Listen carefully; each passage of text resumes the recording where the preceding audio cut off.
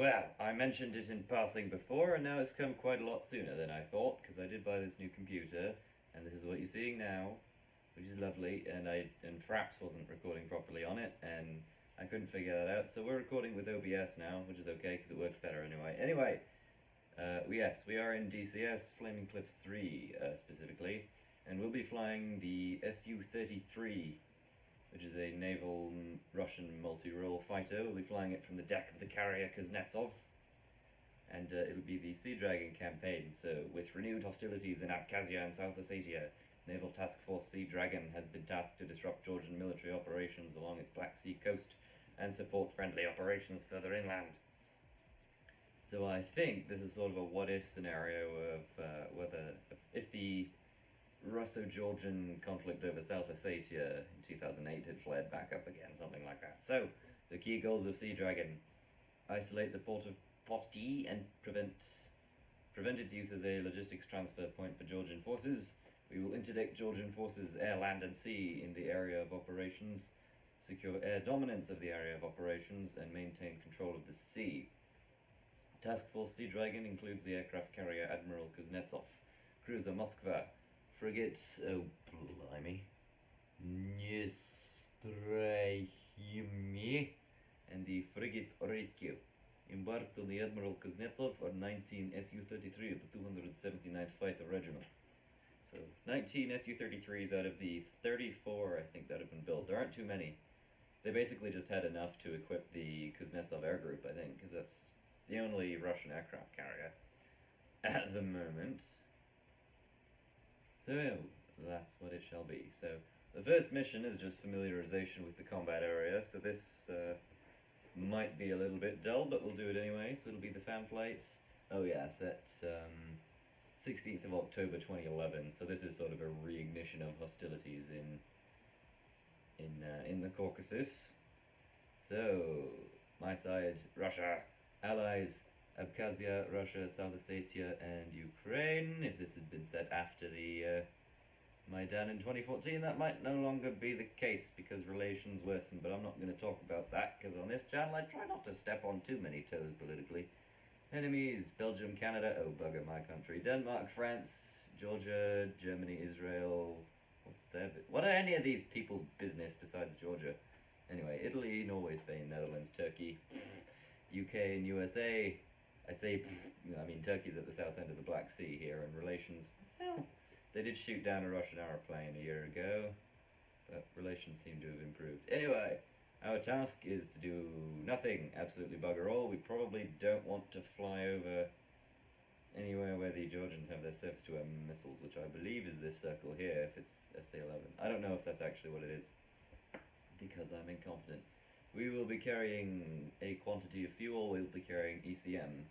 So we'll have the 4 Su-33s, 1 A-50 and 2 Ka-27 helicopters, which will probably be accompanying the fleet. They're essentially anti-submarine. And objective: conduct the familiarization flight of Western Georgian, very good English, and become familiar with the major landmarks, airfields, and likely locations of enemy threat systems. Potential threats: there will be a UH-1, 2 UH-1H helicopters, 1 Yak-40, which is a regional jet, so I don't think that's going to be too much of a problem, and an AN-26, which is another sort of regional twin-engine turboprop aircraft, although the AN-26 is the military version of the AN-24. So we'll keep our eyes open. Temperature +20, QNH 760, altimeter 2992 if you're still speaking in inches of mercury, which we do in Canada and the United States and nowhere else because we're just a little bit behind. Takeoff and departure, SU-33, Unit 1, blah blah blah blah blah blah blah. Okay, let's get on with it.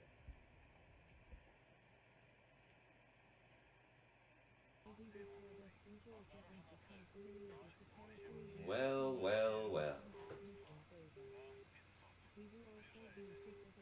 Okay, I'm just waiting for this. Okay, we had this radio dialogue in the background and we're being brief. So today we tour Western Georgia, familiarize ourselves with the territory, blah blah blah blah blah. Welcome aboard the illustrious aircraft carrier Admiral Kuznetsov, which in real life is actually deployed off the coast of Syria at time of recording.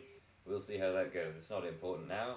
At the moment, we're going to give it some welly and fly off the deck of this heap. And accelerating, accelerating, accelerating.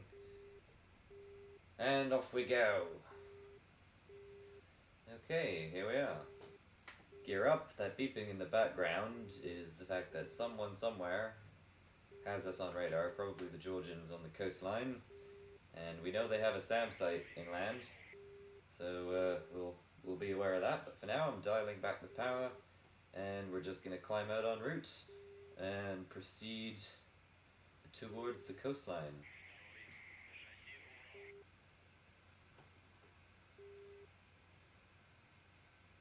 So essentially, as we approach this first waypoint, we have a series of waypoints.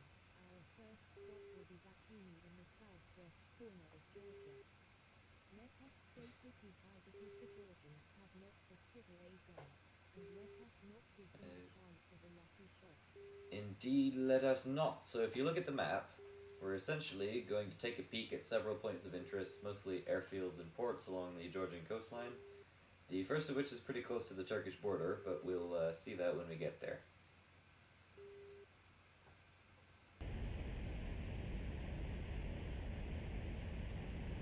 Okay, I just heard a radio call. Someone was engaging a bandit, and we know to expect some Georgian helicopters and an AN-26 and a few other aircraft of that sort down here.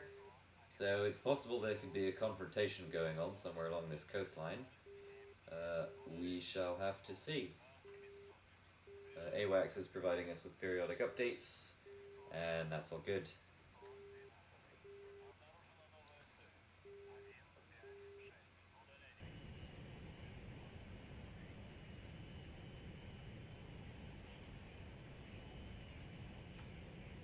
Oh my goodness. Okay, we've got some shooting going on down here. Some of our aerial units, some of our SU-33s are being fired on from the ground by this Georgian airfield here, which we're about to fly over near the Turkish border. That's Turkey over there. Blimey.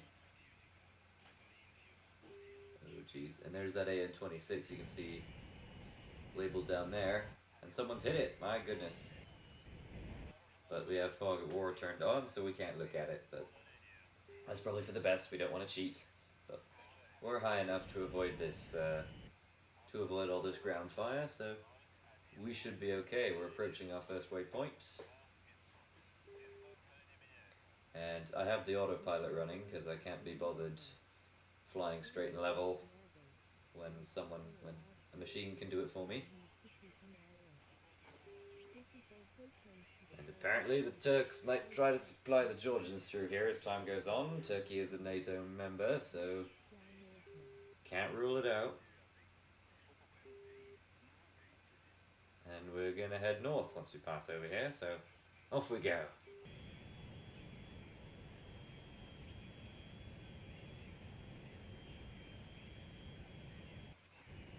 Okay, what do we got? So this has abandoned airstrip, twitchy clouds, those are always nice, and a port, so that's nice. We're going to be proceeding en route to another airbase that's further up ahead apparently. And I just saw another smoke trail. I remember seeing there's a Georgian helicopter down here, and I think they got him. Blimey, we don't mess about, do we?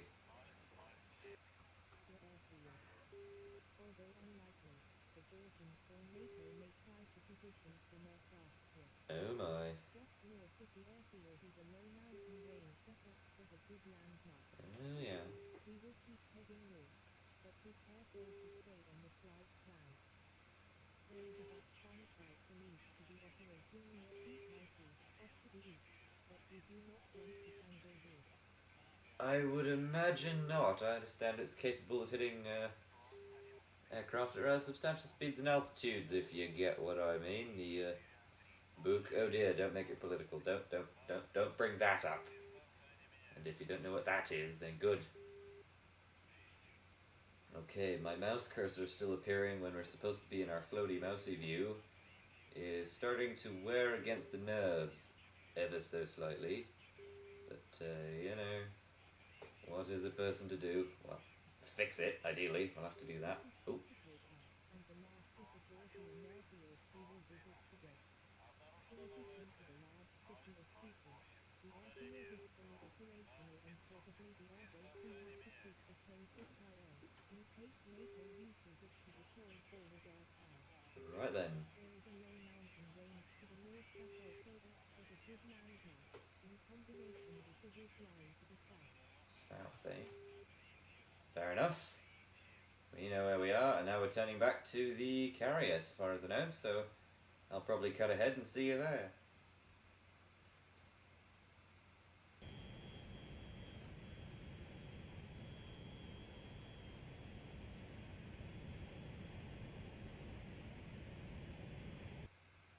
Okay, there you see it. Off our port side, there's the carrier, and we have been descending and decelerating in preparation to land there. And actually, I should not be turning yet. Should be proceeding to this final waypoint before going to the ship.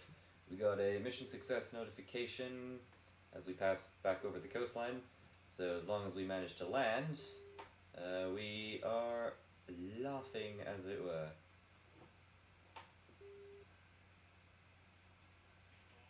So this should be very good. Airspeed, we want to be at about 330 on the approach, and then start bringing that back as we near the ship. And I'm going to start turning towards it now. We will bring the landing gear flaps and tailhook down, and you can see them coming down there as we turn towards the ship. And my navigation display tells me we are at the proper altitude, though it's very picky about this. This little thing on the side of my heads-up display is a sort of a glide slope indication. I'm going to push the throttle up a little bit actually to keep our speed up. And okay, I think it's put us in landing mode, so that's good.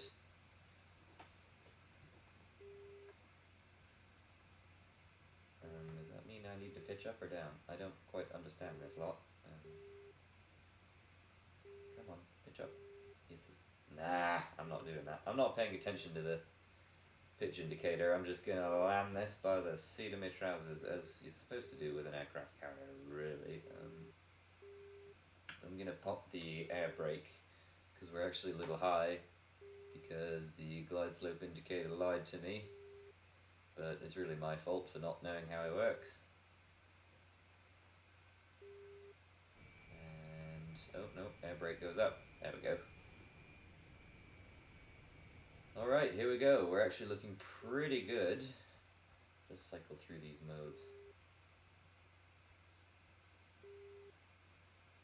There. Okay, airspeed's back to 330. Bring the throttle up just a bit. And there's the ship. Pointed more or less straight at the deck. And I need to learn more about the instrument indications during landing for this, really, so that I can do it somewhat properly in the future. That would be nice. But until then, we are going to proceed. So we're looking pretty good. I'm sort of leaning into the monitor here. Airspeed 340, throttle coming back to idle. We'll pop the air brake just a little bit, because we can really start bringing our speed back now. I'm going to aim to touch down at maybe about 290 kilometers an hour. And we'll angle a little bit so we make the deck properly. And air brakes back in, yes. Okay, hang on to your butts. Ooh. And there we go. Okay, hook's coming up. Whoa! The nose wheel steering is pretty sensitive on this thing. Okay, we'll fold our wings and taxi out of the way. And actually, just in case they didn't get the hint, I'll tell my remaining flight to return to base. Based on what I've seen of the images of the real Kuznetsov Air Group, they park something like this. Savvy? Okay, and then we will bring the engines back.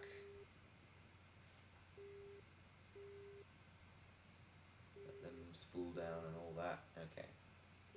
I don't know if I've actually pushed the right keys for those, but it doesn't matter. Let's just verify that we completed the mission. Yeah, results 100. It's at 0 for a second, and I was gonna panic. Oh my, so there was some shooting going on. So yeah, a whole bunch of SU-33s, so anti-aircraft guns. We were shooting at our guys. But anyway, that's about all there is to it, really. So here we are, back aboard the illustrious Kuznetsov. There's a Ural truck on the deck for some reason. Not sure what that's about, but anyway, without further ado, we're good to end the mission. And we'll take a look at the debrief, but it doesn't tell us anything different. And we will close that and take a look at what the next mission has in store for us, which is going to be First Blood. So essentially, yeah, hostilities are escalating, and we need to go and intercept a Georgian surveillance aircraft. So I suppose we'll be doing that in the next one. So until then, that's vidanya or whatever.